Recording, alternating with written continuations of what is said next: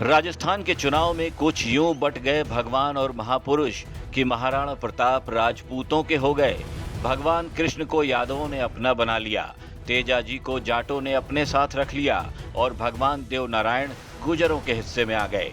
राजनीति ने धर्म और जाति में पहले नागरिकों को बांटा, अब महापुरुष और भगवान भी जातियों के नाम पर बटे तो जातियों के लिए बोर्ड बनाने की झड़ी राजस्थान में लग गई है।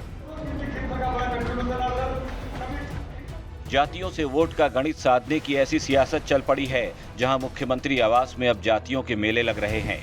ये भीड़ राजपूत समाज की है। केसरिया साफा और केसरिया साड़ी में राजपूत पुरुष महिला अशोक गहलोत को धन्यवाद देने पहुंचे हैं और ये भरोसा देने पहुंचे हैं कि राजपूत इस बार चुनाव गहलोत के लिए लड़ेंगे। इस बार आपकी सरकार रिपीट होना ये आपके लिए जरूरी नहीं है, ये राजस्थान की जनता के लिए जरूरी है।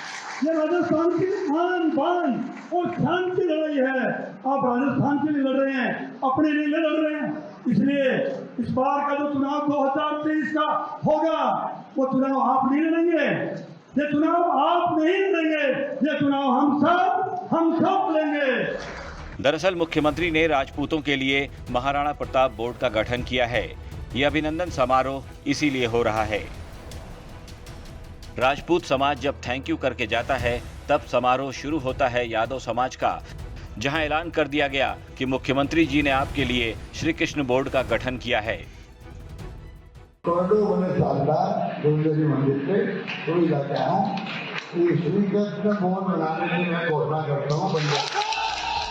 राजस्थान में जातियों के नाम पर बोर्ड की शुरुआत ब्राह्मणों के साथ शुरू हुई थी, जब ब्राह्मणों के लिए विप्र कल्याण बोर्ड बनाया गया, जिसके बाद ही दूसरी जाति के लोगों ने मांग उठानी शुरू कर दी। फिर क्या, वोट दो बोर्ड लो का खेल शुरू हो गया। अब तक जाटों के लिए तेजाजी बोर्ड, राजपूतों के लिए महाराणा प्रताप बोर्ड, यादवों के लिए श्री कृष्ण बोर्ड, गुर्जरों के लिए देव नारायण बोर्ड, मालियों के लिए ज्योतिबा फूले बोर्ड, धोबी समुदाय के लिए रजक बोर्ड, सुनारों के लिए स्वर्ण रजत बोर्ड, नाई जाति के लिए केश कला बोर्ड, कुम्हारों के लिए माटी कला बोर्ड, लोधा जाति के लिए आवंती बाई बोर्ड, बंजारा समुदाय के लिए घुमंतु अर्ध घुमंतु बोर्ड समेत 15 से ज्यादा बोर्ड सरकार ने बनाए हैं। लेकिन ऐसे बोर्ड सिर्फ सफेद हाथी हैं, तभी तो सबसे पहले ब्राह्मणों के लिए बने विप्र कल्याण बोर्ड के दफ्तर में, जहां अध्यक्ष महेश शर्मा को राज्य मंत्री का दर्जा तो प्राप्त है, मगर बजट, पावर और स्टाफ ही नहीं है। सरकार ने बजट में 5 करोड़ की घोषणा की थी, मगर अब तक फूटी कौड़ी नहीं मिली। ब्राह्मण समाज के लिए अपना पैसा खर्च करके सम्मान करा रहे हैं, लेकिन समस्या का हल नहीं करा पा रहे। तो जो सरकार ने बोर्ड के लिए तो हमें स्टाफ दे दिया, परंतु राज्य मंत्री के दर्जे के अनुरूप हमें केवल एक ऐसे दिए हैं विशेष सहायक, उसके अलावा एक चपरासी भी नहीं दिया। एक भी योजना उन्होंने हमें सम्मेलन के लिए, गोष्ठी के लिए, संगोष्ठी के लिए अनुमोदित नहीं करते हैं और ये लिखते हैं कि ये तो राज्य की राशि का दुरुपयोग है। बड़ा खेद का विषय है। 2 जातियों के बोर्ड छोड़कर गहलोत राज में बाकी किसी बोर्ड में न तो चेयरमैन बन पाए हैं, न ही सदस्य। इंदिरा गांधी नगर के दफ्तर में सभी को दफ्तर बनाने के लिए जगह दे दी गई। बीजेपी इसीलिए सबको चुनावी बोर्ड बताती है। सिर्फ एक झुंझुना पकड़ा के और उसको वो जाति जोर से बजाए और वो भ्रम पाले कि उसकी बहबूदी के लिए अशोक गहलोत साहब ने बहुत बड़े काम किए। ये पहली सरकार है जो सरकार बिना किसी उद्देश्य के बोर्ड भी बना रही है और अपने कुछ लोगों को उसमें नामजद भी कर रही है।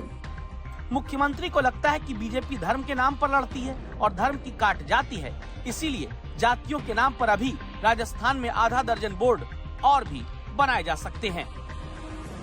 जन्म जात ना पूछिए का जात अरुपात, रैदास पूत सब प्रभु के, कोई नहीं जात कुजात।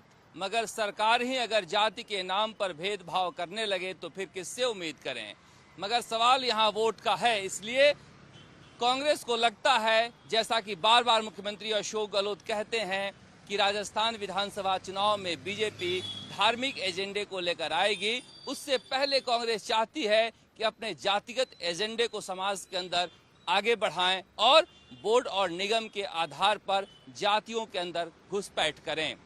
राजस्थान विधानसभा चुनाव में इस बार बीजेपी के धार्मिक कार्ड और कांग्रेस के जातिगत कार्ड के बीच जोर आजमाइश हो रही है। मुख्यमंत्री को लगता है कि बीजेपी धर्म के नाम पर लड़वाती है और धर्म की काट जाती है, इसीलिए जातियों के नाम पर अभी आधा दर्जन बोर्ड और आ सकते हैं।